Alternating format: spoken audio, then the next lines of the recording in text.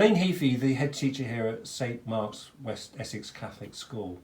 Can you take us a bit back to March and tell me how were things in March and how did you cope with what can only be described as a crisis? From the week before Boris Johnson decided to lock down, it came out the announcement of actually sending children home or staff home for 14 days if they had anybody in their home.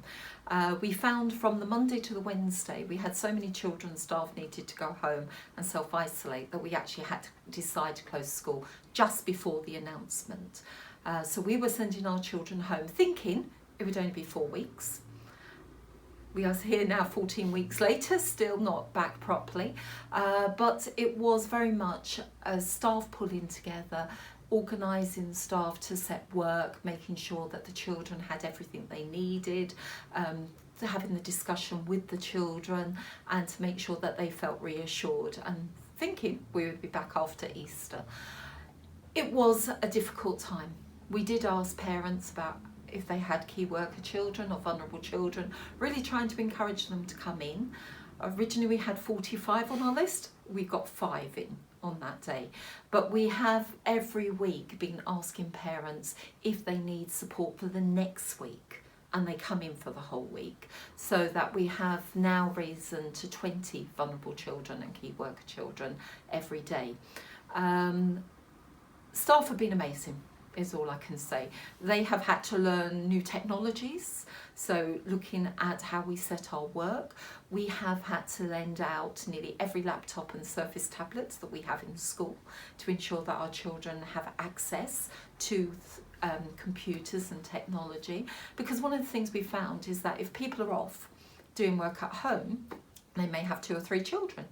They may have 1 computer between all of them, and so to make sure that our children could access everything, we have been lending that equipment out. Staff have been setting work on Show My Homework, so we do set 5 hours a day work, and we do expect the pupils to be doing that work with the support, but teachers are also online with them, and so if a child gets stuck, they can go through and they can help.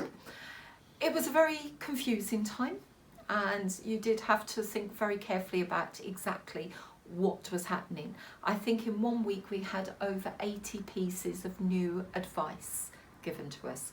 So one of the things is continually reading the latest updates, keeping staff informed as well and governors informed, so that they feel part of the planning, they feel part of what is going on. That has always been really important. Now we're at a different phase.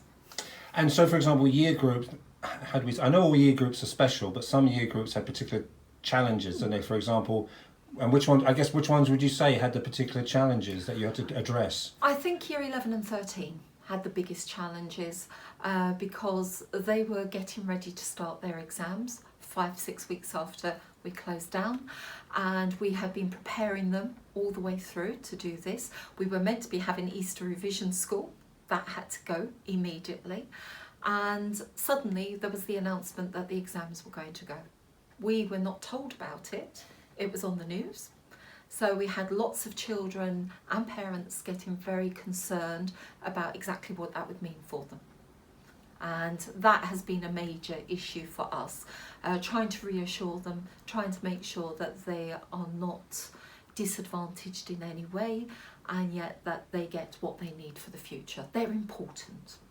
So you must now, here we are, July the 7th, you must, I guess, be looking towards September and reopening. Are you prepared to reopen fully? We are prepared to reopen fully. The social distancing in the classrooms has gone.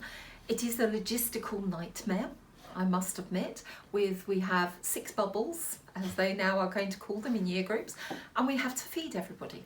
We have to give them break, but it has to be staggered. We cannot mix the groups together. The school will be a one-way system, up and down staircases around the school, in order to try and distance people as much as possible. As I said, though, staff have been brilliant. Our site staff, our admin staff, teaching staff, really thinking about the best ways to keep everybody safe and to be able to teach. And what about the year sevens are coming in, but some of them may hardly have ever experienced being here. Is that going to be a bit of a shock for them? It is, but we've put lots of things in place. My welfare staff have actually made a phone call to every parent and child. We've got Zoom meetings this week with them, so they can see us and they can see our faces. We've actually got an extra induction day in September for them as well. And we've put lots of booklets and information together to send them out to try and reassure them as much as possible.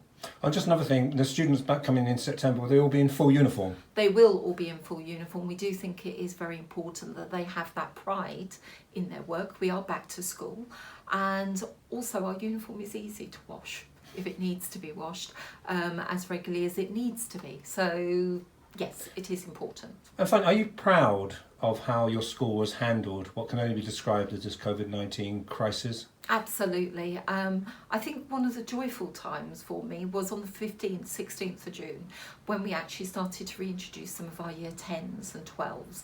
At first we thought lots of children wouldn't come back, parents would decide not to send them in.